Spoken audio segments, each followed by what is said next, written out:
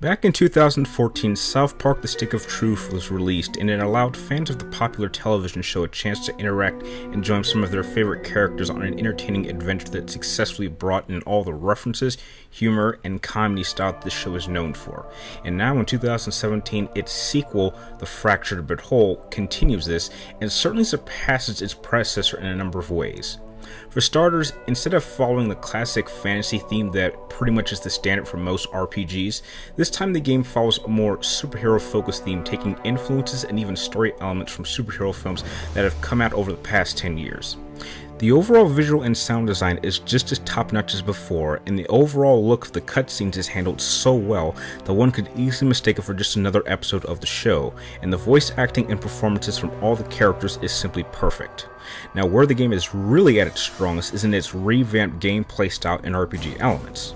Unlike the Stick of Truth, where it was very standard, giving you access to only one ally at a time and placing you on one side of the screen, this time the gameplay is done on a grid form and gives you access to fight alongside multiple allies at once with a much larger collection to choose from.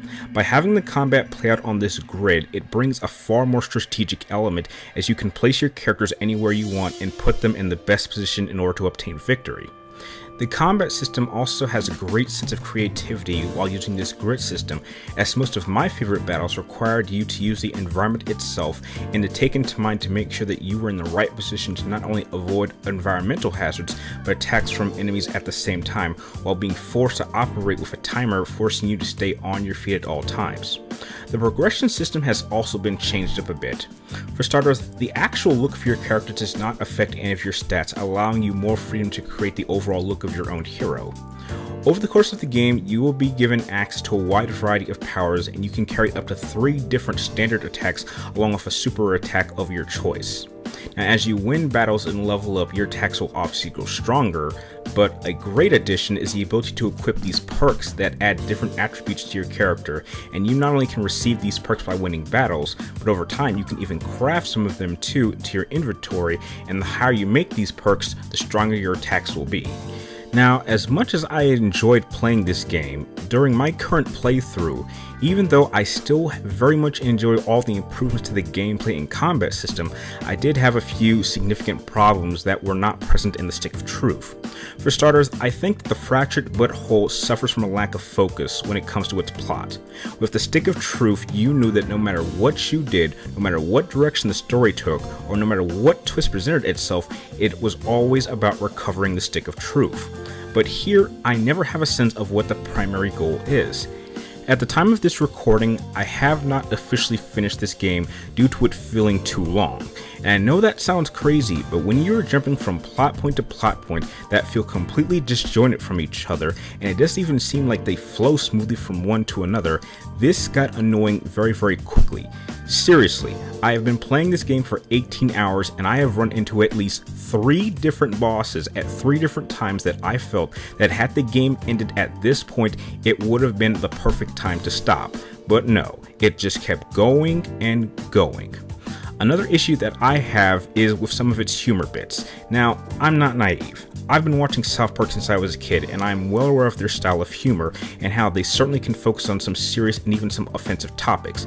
But the reason that I can give it a pass in the show is because they are much shorter episodes, and there are even other elements going on in the episode that they also can focus on. But when you put an offensive topic in the forefront and focus on it for an hour or two, then I no longer find it funny or amusing anymore.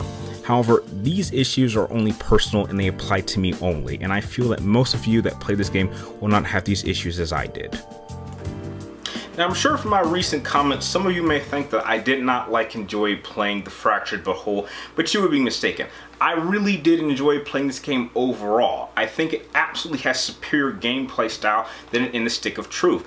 I just think that as an overall game, this has the better gameplay, but overall, this had a better experience for me. Now, maybe it's just me, but perhaps superheroes is just not a best fit for an RPG style as opposed to Stick of Truth, which is, obviously fantasy. And I just think that maybe the Stick of Truth had a better pacing, a sense, as opposed to the Fractured But Whole, which kind of felt like it was just dragging for time and just adding things that I didn't feel they were necessary or whatnot. But again, even though I still haven't finished this game by the time of this review, I will be sure to go back, finish it. Maybe I'll probably have it beaten probably by early, maybe mid-December, once I'm done with these like large slew of games I have to go through. And obviously when the DLC content comes out, which since I did get the collector's edition, I will be sure to play, maybe it'll change my opinion. But as it stands right now, if I had to give South Park The Fractured But Whole a rating, I'm going to give it a 7.5 out of 10. That's not a bad 7.5 out of 10 because, again, I did enjoy it. And I know that most of you will probably not have the issues that I had with certain things and certain topics and certain humor things that it decided to focus on and drag on a bit. But just for me, this was just kind of something that really downplayed my overall experience of the game from beginning to end. And it's very, very rare that an RPG just doesn't compel me to keep going all the way to the end. That's very, very rare that happens. But if you like my game review, feel free to like, comment down below, and please subscribe to track me in my future game reviews. And like always, thank you guys for watching. You're awesome, and I'll see you next time.